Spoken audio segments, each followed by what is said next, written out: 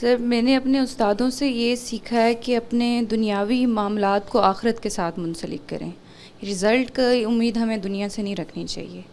پر آج کے دور میں یہ دیکھا جا رہا ہے کہ مقصد صرف دنیا کو بنا لیا گیا. چند ایک لوگوں کو چھوڑ کر جو پرنسپل بیسڈ لائف گزار رہے ہیں، باقی سب اسی دوڑ میں لگے ہوئے ہیں. میں نے تو یہ اسٹیٹمنٹ اکثر حضرات سے بھی، یعنی کہ محترم لوگ جو ہیں، اور خاص کر اپنی جنریشن، جو نیو جنریشن ہے، ان سے بھی یہ سنا ہے کہ آپ کے پاس صرف پیسہ ہونا چاہیے. آپ کے پاس پیسہ ہوگا تو لوگ آپ کی عزت بھی کریں گے، آپ کی بات بھی مانیں گے اور آپ سے پیار بھی کریں گے. تو سر ایسی جب سچویشن بن گئی ہے تو بہت مشکل ہو جاتا ہے اپنے رولز پر قائم رہنا. جہاں کچھ آپ نے اپنے کچھ لوگوں کو جہاں آئیڈیل بنایا ہوتا ہے، جو آپ کو ایسی تعلیم دے رہے ہوتے ہیں، وہ بھی بعض اوقات اس دوڑ میں لگ جاتے ہیں کہ ان کا مقصد دنیا بن جاتا ہے. تو سر ایسے میں کیا کیا جائے؟ آپ کیا نصیحت کریں گے کہ ہم اپنے معاملات صرف آخرت سے ہی منسلک رکھ سکیں اور یہ دنیا کی محبت ہمیں ڈگمگائے نہیں؟ آخرت کی میری بہن ترجیح قائم ہونی چاہیے. بل توثرون الحیات الدنیا، ہمارے دین میں تو دنیا اللہ کی نعمت ہے. اس کی زینتوں کے بارے میں سورہ اعراف میں فرمایا ہے، یعنی ضروریات نہیں، زینتیں، وہ چیزیں جو ضرورت سے بہت آگے کی ہوتی ہیں، ان کے بارے میں فرمایا ہے کہ ہم نے تو یہ سب چیزیں اپنے نیک بندوں کے لیے پیدا کی ہیں، صاحب ایمان بندوں کے لیے پیدا کی ہیں. یہ منکرین کو ان کے طفیل میں ملتی.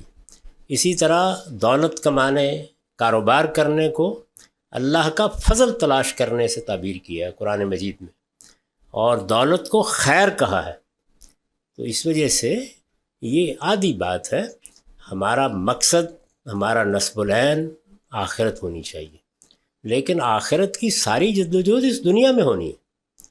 یعنی آخرت کے لیے یہی کھیتی ہے، فصل یہیں بوئی جانی ہے، زمین یہیں ہموار ہونی ہے، پودے یہیں نکلنے ہیں، اور ہماری کھیتی کیسے لہلہا رہی ہے وہ یہیں دیکھا جانا ہے. تو اس لیے اللہ نے جو صلاحیت آپ کو دی ہے اس کے لحاظ سے آپ جدوجہد کریں. دولت کمانا کوئی بری چیز نہیں ہے. صحابہ کرام میں اگر آپ دیکھیں تو بعض اتنے دولت مند ہیں کہ یہ واقعہ ہے کہ حیرت ہوتی ہے کہ اچھا اس زمانے میں بھی لوگوں کے پاس اتنی دولت ہو سکتی تھی. ہمارے دین کا یہ مزاج نہیں، یہ تو راہبانہ تصوف ہے جس میں دولت کی مذمت کی جاتی ہے، اقتدار کی مذمت کی جاتی ہے. یہ ساری چیزیں اللہ کی نعمتیں ہیں. دولت، اقتدار، علم، حسن، سب اللہ کی نعمتیں ہیں. ان پر اللہ کا شکر ادا کریں، ان کو حاصل کرنے کی جدوجہد بھی کوئی بری بات نہیں. اخلاقی اصولوں کو محکم پکڑیں. یعنی اللہ نے جن چیزوں کو ممنوع قرار دیا ہے، جن میں اخلاقی قباحت ہے، ان کے معاملے میں جہاد کرنا چاہیے، اپنے نفس سے بھی اور اپنے ماحول اور اپنے معاشرے سے. تو بس اتنا کافی ہے. آپ اسی کو سامنے رکھ کے جدوجہد کریں. نہ دنیا کو تیاگ دینے کا ہمارا دین مطالبہ کرتا ہے اور نہ دنیا کی پرستش کو گوارا کرتا ہے. اس کے درمیان میں ایک جگہ ہے جہاں ہم دنیا کی نعمتیں بھی حاصل کرتے ہیں، زینتوں سے فائدہ بھی اٹھاتے ہیں، اپنی حصے جمالیات کی تسکین بھی کرتے ہیں، لیکن اللہ کے خوف کے ساتھ کہ ہم کہیں غیر اخلاقی رویے اختیار نہ کریں. تو اخلاقی رویوں کی حکومت، یا سادہ لفظوں میں کہیے خواہشات پر عقل کی حکومت قائم رہنی چاہیے.